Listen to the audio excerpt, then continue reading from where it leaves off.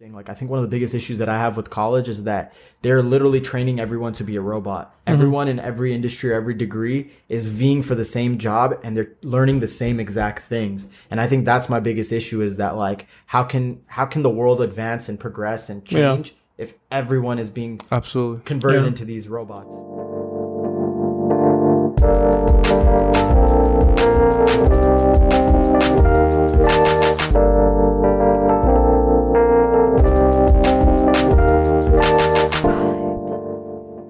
Hello and welcome to the Vibes Podcast with your hosts, Ted and Med. I'm Med. And I'm Ted, and welcome to the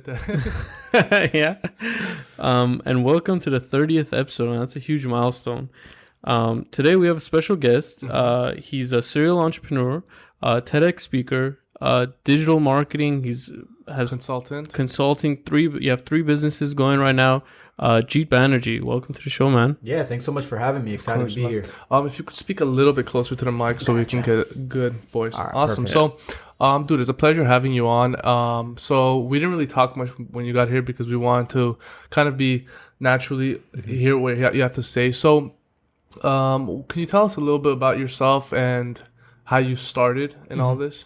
Yeah, absolutely. So I'm 25 years old right now, and I actually got started when I was 17 years old. So, where'd you grow up? So I grew up in Fullerton, California, Orange County, my whole life. Were you born there? Born and raised, yeah. Okay. Yeah, so born and raised there, and I grew up in a very traditional family, so to speak. So when I was 15 years old, my dad one day knocked on my door and woke me up and was like, hey, like, you have food, you got shelter, you got a place to live, but if you want the latest video game or you want to go to the movies with your friends, you're on your own. Like, go get a job, basically, right? So that was like a big wake-up call for me. So from like 15 to 17, I worked 12 different jobs, and something was really wrong with me because I was getting fired or quitting from every single job that I worked. What type of jobs did you have? I did telemarketing, door-to-door sales, project managing, personal assistant, receptionist, like you name it. I did like all odd jobs, tutoring, all that kind of stuff. So yeah, so I did that for 2 years, and after 2 years, I was still in high school, and growing up, my whole plan was, hey, I'm gonna get a degree in college, nice business degree, get a corporate job, and I thought life would be perfect. But I couldn't work 15 hours a week, and how was I gonna make that step to 40 hours? So I got really kind of flustered, and I thought something was wrong with me. So I started going on Google and almost like trying to figure out what was up with my symptoms. Right. And then I came across this idea of entrepreneurship, and like I was watching like speeches from like Richard Branson and like reading about Mark Zuckerberg and all these people, and I was like, man, like that's my calling right there. Right. And in high school, were you academically smart? I was an average student. So the thing with me was like I never studied. I would copy my friend's homework, cheat, all that kind of stuff. But like I had like a 3.0 GPA graduating. So like I did nothing. You're getting by, but so you told me you're Indian. So traditional Indian family, traditional Middle Eastern family. Did your parents expect you to become a doctor or a lawyer or something of that sort? Yeah, absolutely. It was like 4.0 student, lawyer, doctor. That's it. Yeah, man. Yeah. Same with most Middle Eastern families. And then, so doing after all that, and then you were listening to these entrepreneurs, so to speak, you found your passion. What did you do next? What was your next step? I mean, I heard you had a TEDx talk, TEDx Youth in 2013. Yeah. So 5 years ago. But that was a little later. You were 20. Yeah. At that time. So what did you do from 17 to 20 to get up there? Yeah, absolutely. So I've always been extremely impatient. So when I was 17, my impatience like finally paid off. So when I got tired of all these jobs and all this kind of stuff, I started looking into entrepreneurship, and I was like, man, I want to start my own business. So I had a job as a receptionist, personal assistant, and project manager at like a web design company, and that was the longest job I held. And I learned a lot about like the web design industry. So it was at that point I decided that I found like almost like a niche in the gap, right? So there was all these developers overseas that would build a website for like a couple $100, but they would get no clients here just because they were the language barrier. And then you go to the companies that were local here, like the web design company I was working for, charging 10, 15 grand for that same project. And that blew my mind. And I was like, man, why don't I link up with these guys overseas and just be the US front, just manage the sales, the middleman, marketing. Yeah, pretty much with the middleman. So I launched my multimedia agency at 17. And it's crazy. I love to tell people because when I started, I had no money, nothing, right? No experience, nothing. And I went out and started selling websites without even having a website of my own. So I sold like 2 websites to get enough money to make my own website. Wow. But yeah, so it was just a lot of like hustle, perseverance, and just learning while like it was like pretty much like jumping off out of a plane and just trying to build a parachute on the way down. Bootstrapping. How? Let's just say you link up with these guys overseas. Say, hey, I'm gonna need websites. Build it for me. How do you get clients in the USA? How do you get someone to trust you at 17 years old, technically no experience at that time, to say, hey, let me build this website for you for this much amount of money? Yeah, so honestly, I've always been very, very well versed and knowledgeable when it came to like tech and websites. Like I built a website of my own when I was like 8 years old, right? So so I was really able to convey like how I could help these businesses, and so they could see that I was knowledgeable. And I think like that's the biggest thing. If you're going to start a business, educate yourself on how that industry and how that business works. And for me, it was lucky because I had that experience growing up and while working for that web design company. So I just really try to walk in there and not let people know that I was 17 years old, and really try to convey my skills, my knowledge, and tell them like, hey, I promise like I'll get this job done. And I faced a lot of rejection. Like I probably got 2 websites and I got rejected by like 98 other people. Yeah. So it was definitely not easy, but yeah. How much would you say you would build an average website for? On average, if it was a basic website, probably like 2,000 to 2,500. And how much would you source that for? A couple $100, maybe $500 at So best. profits are insane. Yeah, absolutely. Now, what were your parents' jobs? Yeah, so my dad actually, when he first moved here, he was a VP of a pharmaceutical company. And then he started his own side business, which was he was doing enterprise software. So that's where I got a lot of influence in terms of tech. And today he owns his own enterprise software company. And then my mom has always been like a stay-at-home mom. Yeah. Got it. Does he use the same technique that you were doing at 17 by outsourcing overseas? No, yeah. So at that time he wasn't. So I taught him a lot about like the whole overseas market because he was doing everything here. And then when I kind of taught him about how like cheap things are out of the country and stuff like that, he did build an office in India as well and like expanded his operation. But his stuff was a lot higher level. Like he's doing like internal software for banks and stuff like that. Wow. So yeah. So when you were 15, 16 and he told you, listen, we're going to provide you the basic necessities, but if you want video games or any luxurious item at your age, you guys were doing okay as a family in terms financially, right? Yeah, absolutely. For him, it wasn't that he couldn't afford giving it to you. It was about raising you properly, correct? Yeah, absolutely. Okay, and I feel like that's something that I really like talking about because there comes a point where, of course, let's say we become successful parents and you still want to teach your kids the right way to do things. I feel like he did it the correct way because somehow you guys were like well off enough, right? But he also instilled that hustle in you without providing you that money, because I feel like at that point you were smart enough to know that you guys had some money. If he wanted to support you, he could. But how were you motivated to do it yourself, knowing that, hey, my dad really, even though he's saying to do it myself, we have some back support, you know? Yeah, absolutely. So when I was 15 years old and he told me that, I was heated. I was pissed off. I was like, give me your money, man. Yeah, give me the money. Like, who does this guy think he is? I'm 15. I'm just trying to go to school and all that kind of stuff. So for like 2 years, I'd say there's like a lot of like tension between me and my dad because I'd be pissed off at him and he wouldn't kind of like loosen the screws, so to speak. He'd keep pushing at me. And looking back, though, it was like one of the greatest things, because if he didn't do that, who knows where I would be right now. And I have a lot of respect for my father because he grew up with absolutely nothing. And he moved from India, came here, and built a life for himself. So I think that whole process that he knows what it's like, and he doesn't want that same feeling for his kids. So that's why I think he kind of pushed me at a young age to go find my own purpose. That's awesome, man. So from 17, you start building these websites at an insane amount of profits. That scales, I'm assuming. What's your next step?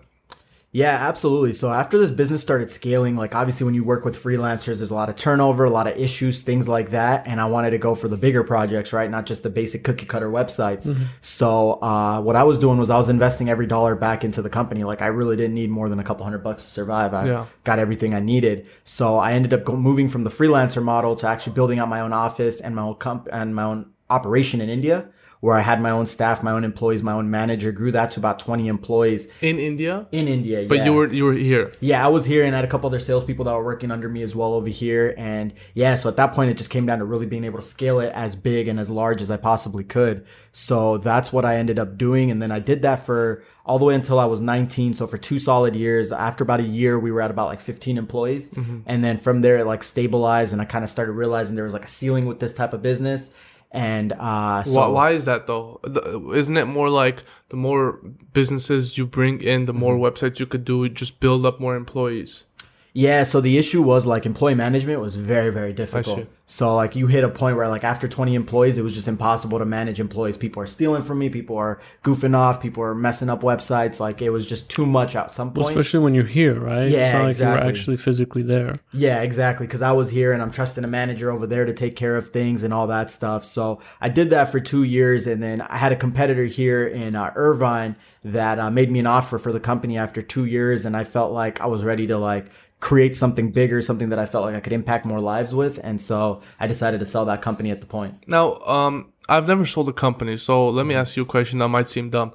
But here's what I don't get. Let's just say you sell this company to him, right? I'm assuming you're selling all your contacts and all your information to him, right? Can't you just sell that to him and go build a mock company again? Or do you sign something that says, hey, I can't build another website design company in the next couple of years? Yeah, exactly. So I had to sign like it's called a non-compete agreement. Okay. So for the next 5 years, I could not be in the space of as a service making websites for other businesses. Okay. Yeah. Got it. So now you have a lump sum of cash, but you don't have a business. What do you do? Yeah, so the thing with me was like I've always like had so many ideas that I've wanted to pursue. So like towards the tail end of that business, I already started working on my next business. And so my partner and I at the time, we decided to create an application to help high school students get into college. So, because like when we were applying to college, we were clueless, didn't have time with our counselors, and we were just confused. So we decided to create this algorithm and this technology that would essentially tell students what their chances of getting into any university was. So they fill out their college application on our website, and it'll be like, oh, you got a 50% chance of getting into USC. And how do you come up with that information? Yeah, so basically it's a very hidden fact that these schools don't reveal, but all the universities by law have to release on their public databases all the students that got accepted, rejected, and waitlisted, and what their entire portfolio was. So it won't say it was John Smith, right, but it'll say an African-American student from Los Angeles, California with a 3.8 GPA and a 2300 SAT, and just fully break it down. So we compiled all this data, did a lot of research, talked to deans of admissions, and pretty much averaged it and came up with an algorithm. That's awesome, man. And you built this on a website. Yeah, pretty much. What was it called? It was called statfuse.com. Is it still alive today? So we got acquired on that company by a financial education company called LendEDU. So everything is under the company lendedu.com. But it still runs. Yeah, they're like farming leads with it now pretty much. So That's they've altered awesome, the system a lot, yeah. So how did that pick up though? Yeah, so what was crazy with that one was when we got very close to launching it, we kept it as a free product because initially, like, we weren't thinking about revenue or anything like that. We were just like, man, this is a cool tool. We want as many students in the world to use it. So we started reaching out to a bunch of reporters, publications, and just a bunch of different platforms that catered to high school students.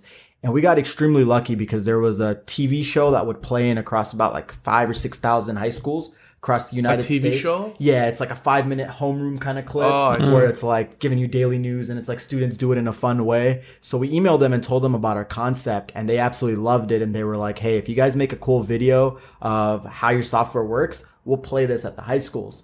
And so they did that, and right after we launched, within 2 weeks, we had 25,000 users just from this video. You guys reached out to them, or did they reach out? We reached out to them. Okay. Yeah. Perfect. Okay. And that just blew your company up. It just blew up from right there. From like day one, it just blew up. And would you say that it was pretty accurate? Like if I put in my information, like I put in my GPA and stuff, it would accurately tell me what % chance I had of getting in? Yeah, absolutely. So we ran thousands and thousands of tests during our beta period with like students that had already gotten accepted and using their back data and plugging it in and seeing like without them telling us what schools they got into and having them plug their chances in. So yeah, unless someone was like an outlier case, like for example, like, you know, like they're doing like cancer research or something like incredible, that we can't factor in. But any like basic stuff, absolutely accurate. That's awesome. And then what would you do with that information? With the students' information? Yeah, so we weren't selling you student information data or any of that kind of stuff. So we internally kept all that information and we just used that to grow our platform as much as we could. And then once you got inquired, they now use that information freely. Yeah, pretty much. They're using that information freely because what they do is this company refinances college student loans. Okay. Yeah, so basically all these students that were in high school are now in college. So yeah. now they're using that and then they're collecting leads that come in for future students. So at the time when you sold it, how many users had you had? We were close to about 300,000. Wow. Yeah, I mean that's awesome. So I'm assuming this is what got you speaking at the TED Talks. Mm-hmm. Yeah. So how does that work? Did you reach out to them or? So TEDx was actually crazy. So I was actually, for Stat Fuse, we actually got into an incubator in Orange County. And it's basically like an accelerator program that was run by some venture capitalists that was to help grow our business in exchange for like office space and a little bit of equity. And they gave us resources. So one of my mentors there, he notified me there was an event going on not too far from my house for a TEDx event. And usually the way TEDx works is they'll have like 50 to 100 speakers come out and pitch an idea, and then their panel will try to select 10 people to do that talk at that event. Got it. But what happened in this case was that out of the 50 to 100, the panel didn't get enough like people that met their criteria, so they might have had like 7 or 8. So then they started reaching out to all the local organizations saying like, can you refer me some speakers? We need to get someone going. So my mentor at the time asked me like, hey, I think you'd be a good fit for this. I think you should go pitch your idea.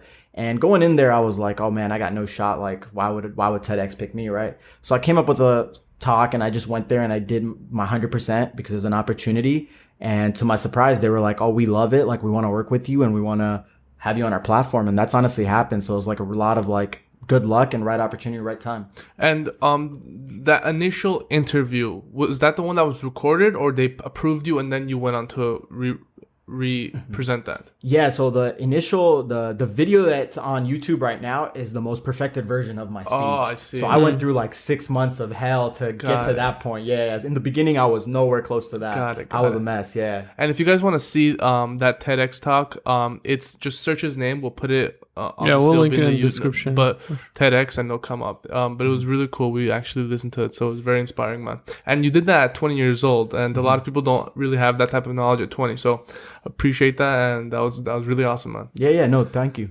So after that, did the TEDx talk open any doors, or what were you looking to do afterwards? I mean, you sold both of these companies. You have some money in the bank. What's your next step?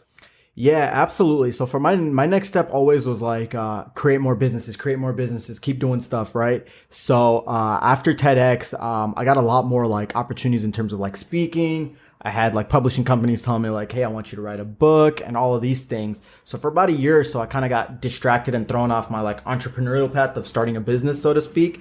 And I started like doing a lot of speaking events. I spoke at like conferences all over the world. I had a publishing company that wanted me to write a book. And so I was like, oh, that's a cool opportunity. Let me go and pursue that. So that's kind of what I did for that year. And then, yeah. You wrote the book. Speaking of, I forgot to mention, you're an author. Yes. What did you publish? I mean, what was the book called? Yeah. So the book was called Limitless Thinking. And it kind of stemmed a lot off of my TED Talk. And basically what it was I took all the different big highs and lows through my entrepreneurial career and the big lessons that each of those like moments in my life taught me about entrepreneurship and how to be successful. So I put together this whole book, and initially I was doing it for a publisher, but then the publisher told me like, hey, for the next 2 years, we basically own you. We're going to have you speak 250 days out of the year. And at that point I was like, no, you know what? Forget it. I'm going to self-publish this myself. Like I'm not trying to be tied down to anybody. So so I wrote that book. I published it. I self-published it myself. And within the first month I was able to hit like the bestsellers list on Amazon, so that was really cool. How long ago was this? This was when I was 22, turning 23. Okay, a couple years ago. Yeah, a couple years ago.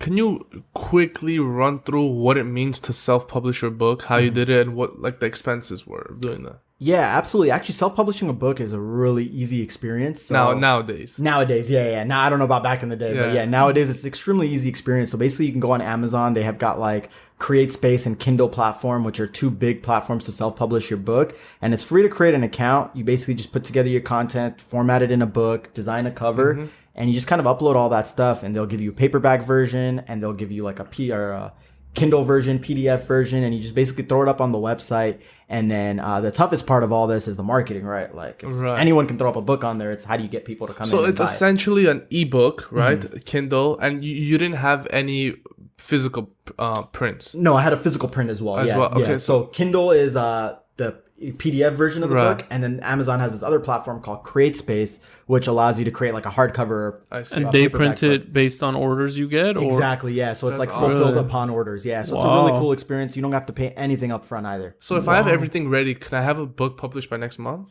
You could have a book published by tomorrow. That's interesting. Yeah. That's awesome. So like you said, the hardest part is so I also sell products on Amazon, so I understand what you mean by the marketing. How did you market your book to get to the top? Yeah, so it really helped that because I had a TEDx talk and I had like a large following from the TEDx talk and a lot of other conferences and stuff that I was doing, that I was able to reach out to my own network and my own followers and just be like, hey, this is my new book. I'm going to give it to you guys for a couple dollars. Like I'm selling it dirt cheap for the first few weeks, and just to get reviews, just to build it up. And Amazon, as you know, as I'm sure you know, it's all about reviews, right? And getting positivity going. So that's what I really did. And that got that initial wave of sales.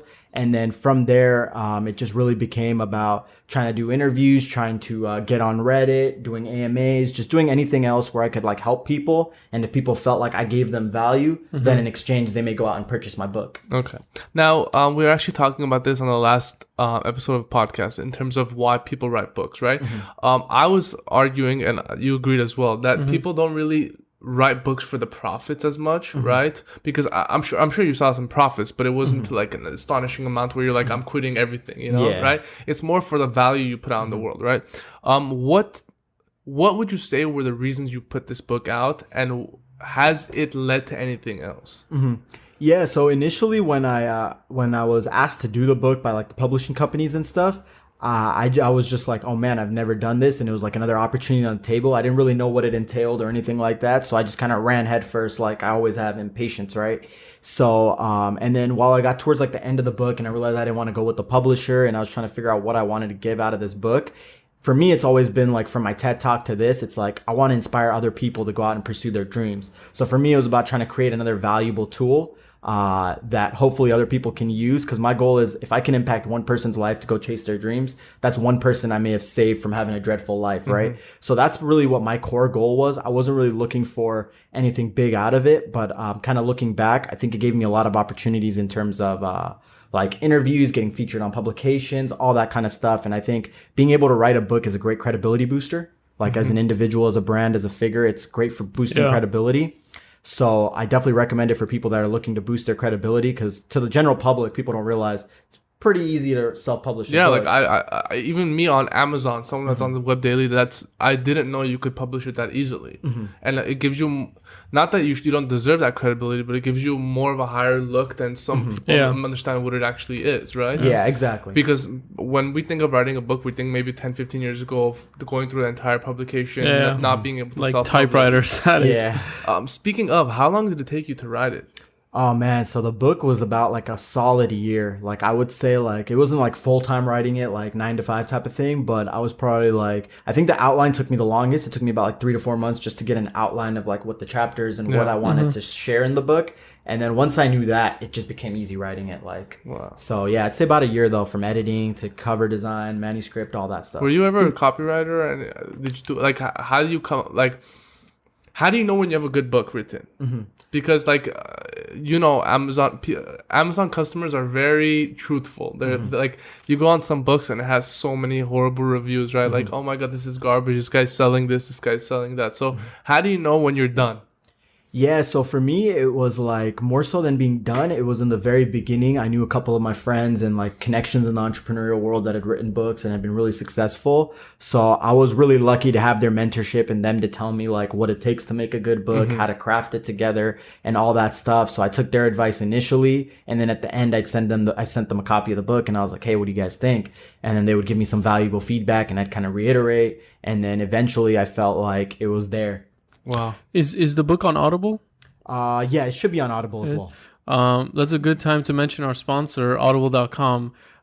If you guys want a free trial where you'll get one free book for your first month, for the 30 days and be able to use Audible for the discounts that it provides, you can use our link at audibletrial.com/vibes and you'll get, what's your book called? You'll get one free book. And Limitless Thinking. Limitless maybe Thinking pick by that one up. Jeet Banerjee. Yeah, pick that one up, listen to it, share your feedback, and it's free. So did you ever think about actually verbally, what is it called? Like when you actually read your book, they can listen to the audiobook? the audio of it, yeah. Yeah. Did you ever do that? So I didn't like personally record my book itself, but somebody else did it for me and created like the Audible version. Because I remember listening. Do you listen to like Gary Vee a little bit? Yeah, absolutely. So he always recommends like doing your own, right? So did you ever think about doing it or not really? No, I've actually never thought about it. That's a good point though. Yeah. I mean, he said it was dreadful, but it's worth it because when you're listening to Gary Vee's book and his wording and his speaking voice, to you. Yeah. it's different because his meaning, whatever he meant by it, someone else is not gonna catch that same thing, right? He has that more power in his voice. So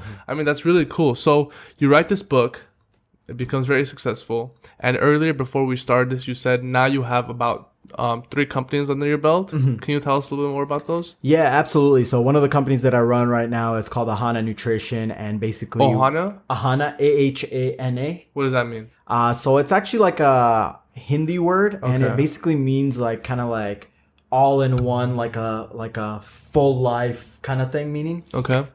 it doesn't really translate well into English. That's the trouble with it. But so that's basically like a all natural vitamins and supplements company. We manufacture everything in the U.S. and it's just almost like an alternative to pharmaceuticals. Because I know when people think of supplements, they're thinking of like fitness stuff, but ours is more catered towards like someone that's struggling with blood sugar levels or indigestion, and they're taking like tons of Tums and stuff like that. It's like an herbal remedy to solve that medication. That's awesome, man. We're kind of in the same boat. I'm actually starting a nutrition company as well. So how long ago did you start that? I started that a year ago now. Is it doing well? Yeah, it's doing very well. It's growing well. And do you mainly sell on your own website or Amazon or in stores?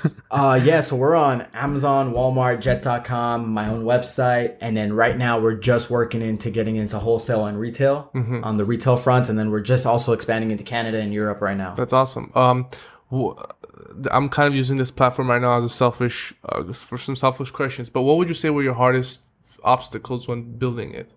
The first thing I would say is finding a really good supplier. Like, man, you said right there is like money. Like once you find one, don't ever let it go. So I think that's definitely one thing. And then I think the second thing is really differentiation, because I think for most products and most companies there's so much saturation. Like selling a fish oil. Yeah, exactly. There's like 1,000 companies doing it, right? So you just have to find a way to stand out from the crowd and be different. And sometimes it's like, don't try to sell to the entire fish oil market. Find maybe like sell to like the 13 to 25 year old, or sell to the vegan people that want fish oil supplements. So And is your marketing mainly on like Facebook ads? Doing a lot of Facebook ads, Instagram ads. That's a big thing. Also Google ads. Got it. Cool. Wow, that's awesome, man. And what was the website called? Ahana Nutrition. Ahana Nutrition. A-H, not Ohana. A-H-A-N-A. Yeah. Is it specifically just like, is it like all, like how many SKUs would you say you have on there? Right now I think we're at roughly 40 SKUs. Okay. Jeez. Yeah. And in 1 year? Yeah, in 1 year. The good thing about supplements is like you have, would you say most of yours are custom built, or does your manufacturer, your supplier have like something that's already built and you put your own label on it? Yeah, so right now we're at about like 95% stock. Just like the last 2 months we've been working into getting into more custom formulas. Custom is more expensive. Yeah, stock is the best way to start. Yeah. Just get your foot in the door. Yeah, absolutely. But you definitely can't start with something like a fish oil, because you gotta be a little bit more different. Do you agree? Yeah, absolutely. Like I think you can start with like a basic product like that, because there's such a huge market for it, but you really have to carve out your own niche within that niche, so to speak. Okay, absolutely. And you also said you have a drop shipping company. So basically someone that doesn't know what drop shipping is, actually you can explain it. Yeah, absolutely. So drop shipping is actually really cool. So like, let's say I have a website front, and let's say I'm selling a mug, for example, right? So I throw my design on it or whatever I need to do. And now if someone places that order for that mug, someone, basically my manufacturer, the back end, ships that product for me, and I pay them whatever their cost is, and I keep the difference from what the customer gave me. And that's basically what drop shipping is. The most important thing about drop shipping and having your own label is the fact that you don't really hold inventory. They make it as soon as someone places a sale, right? So tomorrow I could be a company, right? Tomorrow I could be a company with 40 items, yet I don't have a single worker and I don't have a single piece of inventory. Yep, absolutely. And all I feel thanks like to Shopify, right? Yeah, Shopify. I just feel like I want to express this to viewers because a lot of people, whenever they go on a website, they think, oh my God, these guys are huge. They have loads of inventory. But you don't understand that a lot of these guys are drop shippers, right? They could be like us, 1 or 2 employees working on it, right? Perfecting the business. But in reality, they don't really have stock and they're just ordering as soon as the customer places an order. Yep. So yeah, definitely check out drop shipping. Definitely check out private label. Those are definitely cool. So, with that said, what was your third business? Yeah, so the third business is the one that I'm really excited about because it's like a passion project for me. Just launched like last week, and it's called the Income Incubator. So like Sorry, one of the income? The Income Incubator. Oh, okay, got it. Yeah, so it's theincomeincubator.com for anyone that wants to check it out. And basically, like I've seen a lot of I've started a lot of different businesses over the years, and I've seen a lot of people that have come to me like, hey, I hate my job, or hey, I hate going to school. Like I want to start an online business. How do I do it? And that's the toughest email for me because I don't have enough pages in an email to answer that question properly. And then I've seen a lot of really poor material that I've also seen out in the market where just anyone throws out a course and it's like they've never even built that business or it just doesn't seem good. And I can just tell from the reviews. So a big passion project for me has always been I wanted to disrupt the traditional education by creating like an alternative where you don't necessarily need to get hundreds of thousands of dollars into debt and you can still learn something outside of a classroom. So I put together the Income Incubator, which shares 7 different businesses that I've created over the years, like different business models from like starting your own multimedia agency to doing mobile apps to creating a web application to Amazon business, all this kind of stuff. And it's basically one comprehensive course that people pay $9.99 for. And they get lifetime access to the course, the material, access to me. And it's also really cool because any future business that I start, I'm going to share it within that. And once you sign up, once you've got lifetime access. It's a lifetime. That's awesome. Yeah. Man. That's pretty. And what we'll actually link this, but it's the Income Incubator. Yeah. That's awesome. Man. So I'm curious. Who do you look up to? Who are your motivators in this space? Like, for example, do you look up to Neil Patel? Yeah, absolutely. I love that guy, man. Yeah. Yeah. Who else? Who are some of your motivators? So Neil Patel is definitely a big one. Gary Vaynerchuk is also a very, very big one that I follow.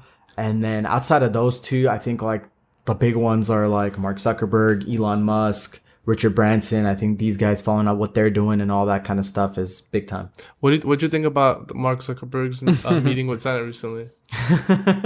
So I thought it was first. So I use Facebook ads a lot to advertise, right? So it was like a bullet to my heart to see what was going on. But I thought Mark handled it really well. And like, man, I couldn't believe how uneducated these senators were on tech. Did you see the one where they're like, how do you make money on Facebook? Yeah. Like bro. That's why he's here right now. Like, unreal. Yeah. Like, There's I felt like, it was a terrible. lot of people had like that same sort of feedback that you were saying is that why isn't there people who are educated in tech that they don't even know how Facebook is monetized? Yeah. It's unbelievable. It's like, just old people on Senate and they don't know what they're talking about. They just have authority. They right? got to get with the times. But do you think, for example, if Facebook has more security measures, right, or if they can't get as much data as they want to, it's gonna affect us? Oh yeah, 100%. I think it's definitely going to affect us. And I think based on watching the Senate testimony, what I thought they were trying to do is they're trying to create legislation where just the I agree box to the terms, now we collect all your data, isn't going to work anymore. I think like they're going to be something like a pop-up will come up when you make your Facebook account. It's going to say,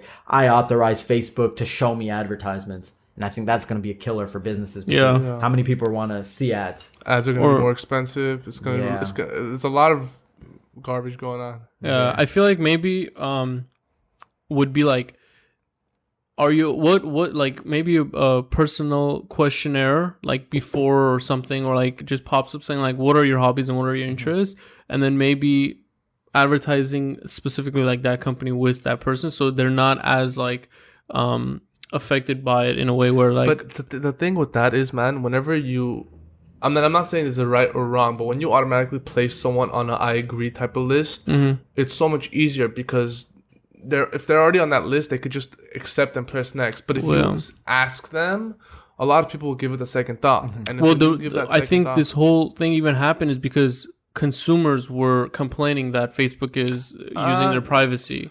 Sure, outside, but I'm saying if you use your privacy, if you use that information for ads and things like that, I think most of them are okay with it because you're catering to what their needs are, right? If I'm selling a dog tag, I'm gonna sell it to people that love dogs or they love not dog tags, but like a dog mug, right? I sell it to people that love dogs, so I don't think that's really pushing it too far, right? I mean, a lot of the ones that are pushing it far is I think it's the scary ones. Down your throat. Is the like the mic that they're able to use. I don't think that's real. What do it you is. think about it? No, Ask it me. is. What? So me and my dad were talking the other day about Corvettes, right? And then he had his if you go on your microphone settings, Facebook, there's an enable or disable button for like it's I believe it's dictation. I don't know what it is to use your microphone. Yeah. And then literally he went on his Facebook and he was scrolling and he saw an ad for a Corvette. And then I looked more into it and it said that you have to go and disable the box because apparently that you're giving authorization for them to pull like what you're talking about to then use like your words, like specific keywords to then advertise to you in that sense. I think that's real. I think that's only if you're on Facebook. No. It was, I mean, from the research that I did, it was real. Do you know anything about that? Yeah, so like they asked Mark this question during the Senate too, and he said that wasn't true. And what I've learned about this is that like, because I've gotten this question from a lot of my friends and stuff like that too, is that let's say I have a conversation with you about Corvettes and I'm super passionate about it, right? I don't think that's the first time I've ever done anything to look into Corvettes. Exactly. You've Googled it. Let's say if I Google and I go to a website, like he's saying, there's pixels on those websites. Absolutely. Well, yeah, I understand the pixel sense, but because it was literally like a 10-second. Your dad has never looked up Corvettes. This is the first time he's ever talking to you about Corvettes. He's never looked it up. That's why I think people are naive when it comes to that. Like, sure, right now, if I talk to you about Corvettes and you go see a Corvette ad, you'll be like, oh my God, we were talking about it. No, recently you've actually looked, like your family owns a Corvette, so you've looked it up. Could be, but it wasn't the first instant that happened. It's happened through like Instagram as well. It's more coincidence, and you've already researched it so many times, where the ad comes up and you freak out because you've talked about it. It could be, but hey, I don't know. Because like the other thing is like, let's say Facebook did do that, they would be the stupidest company in the world to show that advertisement within the next 5 minutes, right? That'd be if creepy. like you have that conversation and they do that, like they're just shooting themselves in the foot. If they're smart, they're gonna wait like a week. And you totally forgot that you talked about Corvettes with your dad at that point. Oh, there's Corvette, right? So like they'd go for like that subconscious advertising. You know what I challenge you to do? Yeah. Talk about something that you've never talked about. You know, there's videos on that, like an orange plant that you've never ever discussed, and a week later see if anything. I was on a YouTube video and someone said the same challenge, and she literally did the same thing. She was talking about cat products, and then she said the word cat. Literally 10 minutes passed by. She went on her phone and it was cat advertisement. So I don't know. I mean, I'm just saying what I've seen and what I've experienced. Because I feel like that would be that. If that were the case, then he deserves to be penalized because that's some creep. I'll show you guys after the podcast that it was sort of like weird, and like I'm not the first one who's noticed this. Yeah. So okay, we kind of got off on that. Yeah. But, besides that, I mean, dude. You're 25 years old. You've done all this, man. What's next for you? What's your dream? You know, to do in this life, because you've done so much already by this age. Yeah, absolutely. I think my dream come true thing would be to create my own like actual school.